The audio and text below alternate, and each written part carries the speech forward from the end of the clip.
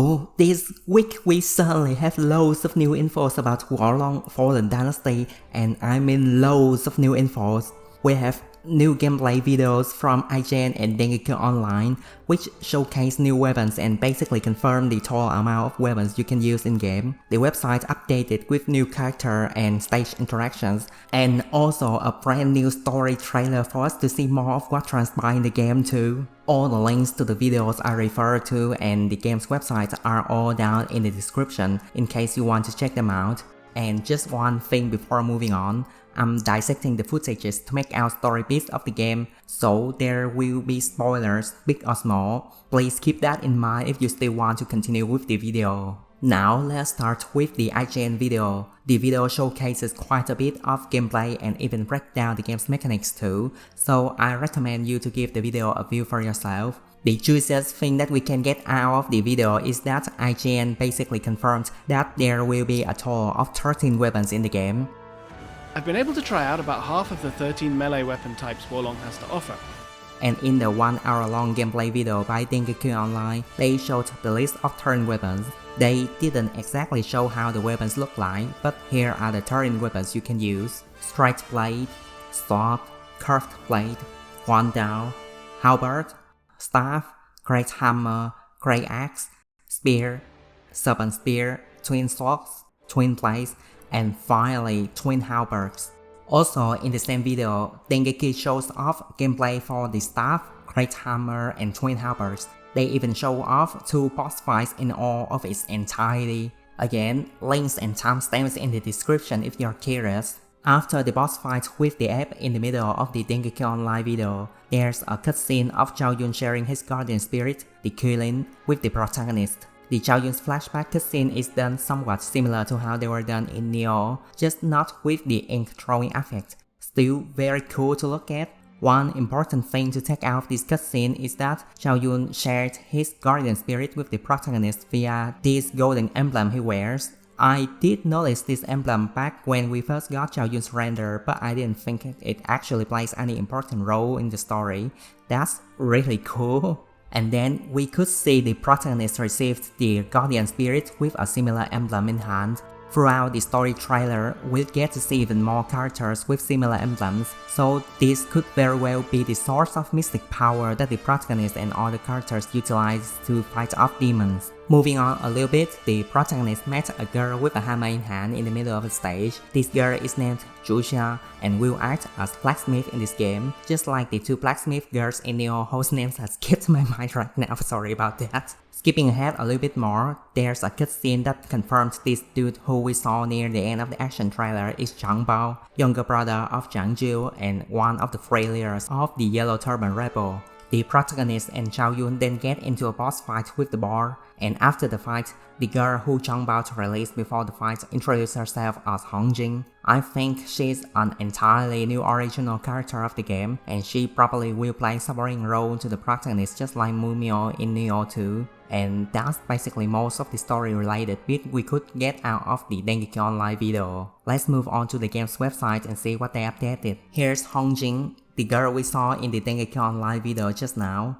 She cute. Here's Liu Bei, the one who would later become the first ruler of the Kingdom of Shu. When the action trailer dropped a while ago, I predicted that this dude behind one you here is Liu Bei, and looks like I was spot on. Yes. Next is Lord Cao Cao! I like how other characters have redesigned some way or another, but Lord Cao Cao here is pretty much just his ROTK's portrait turned 3D. Then here we have Sun Jian, the tiger of Jiangdong and the father of the emperor of the kingdom of Sunwu. You see glimpses of him in the story trailer too, but his scenes are too fast there to have a good look at him. And finally, the big Dong himself. I noticed that the game was very historically accurate with its custom design ever since the announcement trailer, but Dong Zhuo wearing clothes native to the land of Shilang was not something I expected since almost no other Three Kingdoms media did this. Nice!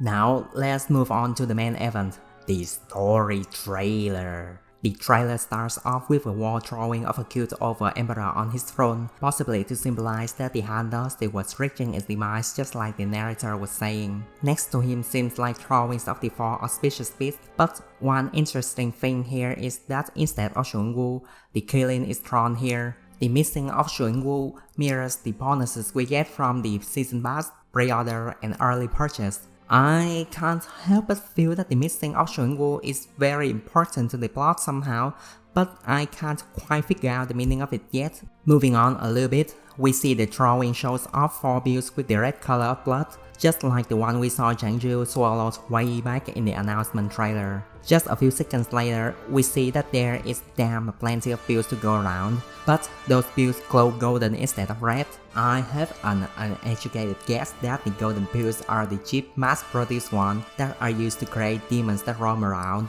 while the red ones are limited to just 4 but grant massive power boost to those who swallowed it. It's very likely these builds will be swallowed by 4 individuals to act as climactic bosses throughout the story, and I have an idea too about who will swallow the builds, but let's save that for until after the trailer is over. These next few short scenes here aren't all that interesting, though if you haven't checked out the game's website yet, this would be your first glimpse at Dongjua, and god damn is this scene dark, I could barely make out anything in it at all.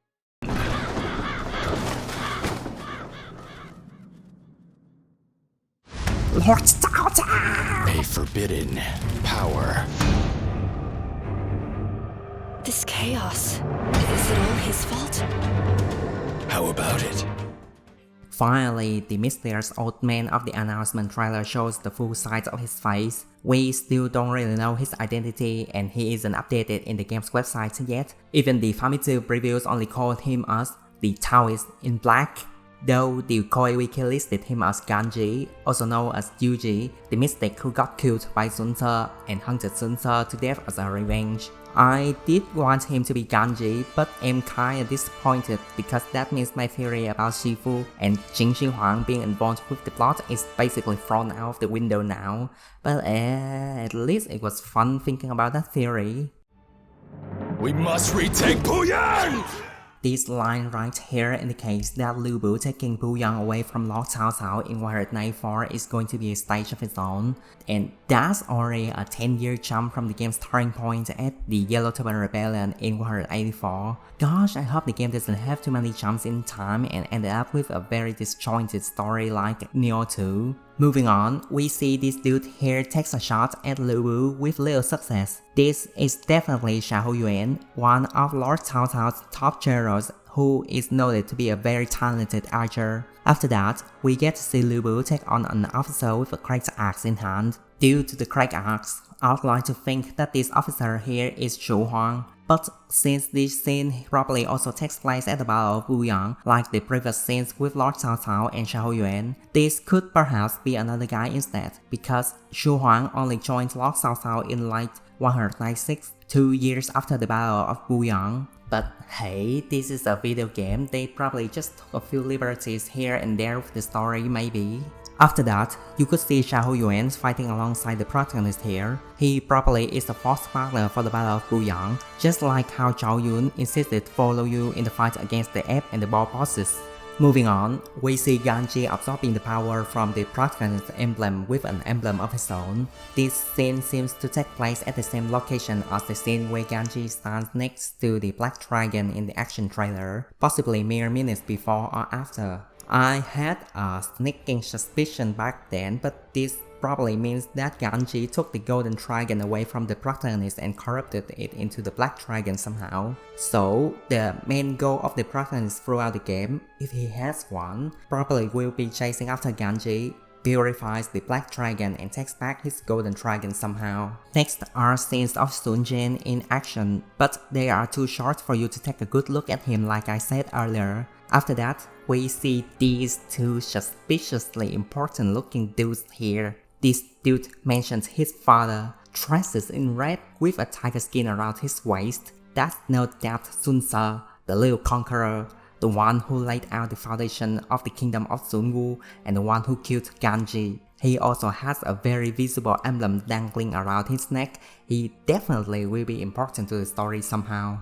And then this dude, he's seen together with Sunfa and has quite a brave face compared to literally everyone else in the game. That's undoubtedly the handsome Joyu, the mastermind behind the crazy battle of the period, the Battle of Derby. Next is a short scene of Ganji riding the Black Dragon over a burning city. I think this is supposed to be the burning city of Luoyang in 190, but aside from that I have nothing more to add. Next, in a blink and you miss it few frames, you could see the Black Dragon taking off, leaving two men behind. One of the men is clearly Sun Jian, the other is a little too obscured in darkness to say anything for sure, but I think that's supposed to be Liu Bei. This may suggest that Ganji could be trying to manipulate the big shots like Sun Jian and Liu Bei from behind somehow. Next, we see the protagonist and Hong Jing together with an old man. This old man here is Zhu Zi, and he appeared in the exclusive boss battle video that IGN posted a week ago, again link in the description.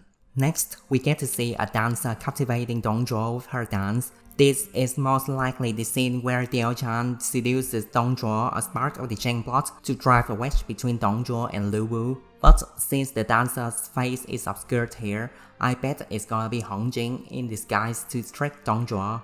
Then we see a hand holding one of the golden bills that we saw earlier in the trailer. I think this is Dong Zhuo showing off the bill to someone, possibly to the dancer in the earlier scene. Next, we see Liu Bei fighting off a horde of zombies and urges the protagonist to get the fuck out there. On the right of the protagonist is a dude with two flagpoles on his back. There's too little info to really say who this dude is, but he appears again in a few seconds later in the trailer looking dejected, so he definitely isn't a generic officer. There is a narrating voice asking, "For what purpose do you wager your life?"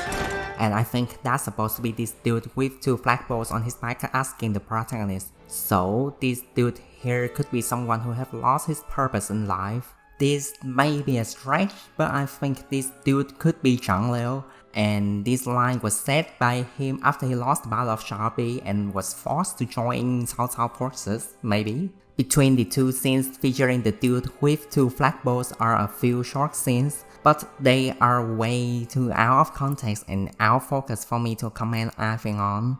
After the scene with the man asking the protagonist, we could see the protagonist fighting someone wielding a giant axe. If you watch the trailer normally, you might think that this is that dude with two flagpoles, but the flagpoles are missing and the armors aren't quite the same, so I'm pretty sure this is supposed to be another character entirely, possibly just a generic officer even. Next is a short scene of Zhang Fei trying to take his own life to redeem himself. This is most likely the aftermath of Zhang Fei losing Xiao Bei to Liu Bu, forcing Liu Bei to take shelter under Cao Cao's care. Next is someone transforming into a demon, possibly as the result of swallowing a red pill. The transformation is too obscured by the red mist for me to comment anything on. There is a girl being scared shitless in the foreground and she looks important, I think, but I also can't really say who she is supposed to be because this scene is just way too out of context. Immediately after that, you see Liu Bu glowing red. Just watching the trailer normally, you might think the previous scene is the result of Liu Bu's transformation, but due to a few elements in the background being different, I think these are two different scenes being spliced up together. With that said, the chances of Liu Bu being one of the four characters to swallow the red pill shown at the beginning of the trailer is incredibly high because of this thing right here. After the shot of Liu Bu's eye glowing red, you could see the protagonist dodging a giant hand from above. Again, just watching the trailer normally, you might think this is what Liu Bu transformed into, but again, due to some differences in the background, these are most likely two different scenes spliced up together, and thank God for that because that giant turns out to be one giant ugly motherfucker. Now that we're basically done with the story trailer, let's back up a bit and talk about the 4 red bills. As I theorized earlier, I think the bills are going to be swallowed by 4 climactic bosses throughout the story. From all the cutscenes we've seen of the game so far, the story will probably span from the year 184, where the Yellow Turban Rebellion took place, up to at least 199 with the demise of Liu Bu. If this old man really is Ganji, then the game could probably go up to after the year of 200. which is when Sun Ce killed Ganji and died shortly after. So, with the timeline in mind, I think the game story will probably be divided into the following acts. Act 1, the Yellow Turban Rebellion in the year 184. Zhang Jiu will undoubtedly act as the climactic boss at the end of the act here. Act 2, Rise of Dongzhuo, spanning from 189 to 190. We'll probably get to see how Dongzhuo get into the capital to seize power, and the act will end with the climactic coalition attack on Hulao Gate, with Liu Bu being the big bad boss of the act. Act 3, I think it will be about the fallout of the anti-Dongzhuo coalition, spanning from 190 to 192, covering what Sun Jian was hiding and ends with Dongzhuo's demise. Dongzhuo will probably take the second build at the end of this act, but there's also a possibility that Liu Bu will assassinate Dongzhuo and take the build for himself to use later. Act 4, a few years after Dongzhuo's death, is a little bit too chaotic with many events happening across China. We do know that Cao Cao retaking Puyang from Liu Bu is a playable stage, so that battle could be the final part of this act, while the rest of the acts is filled stuff dealing with the fallout of Dongzhuo and Sun Jian's force. I think this act may not actually happen and the Battle of Puyang will just be the first battle of the next act instead though. Act 5, Campaign against Liu Bu, spanning from 194 to 199, possibly starting with Cao Cao retaking Puyang, then Liu Bu takes Xiao Bei away from Liu Bei, leading to this scene of Zhang Fei trying to take his own life, and then the act ends with Liu Bu's demise at the Battle of Shabi. Liu Bu will probably take the third red build and becomes the final boss of the act here. Act 6, joining Sun Ce, cornering and killing Ganji, who may or may not take the fourth build and become the final boss of the game. And that's all I got out of this new info patch. Hope you found it to be somewhat useful or at least interesting.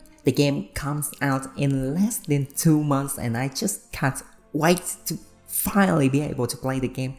The wait is killing me here.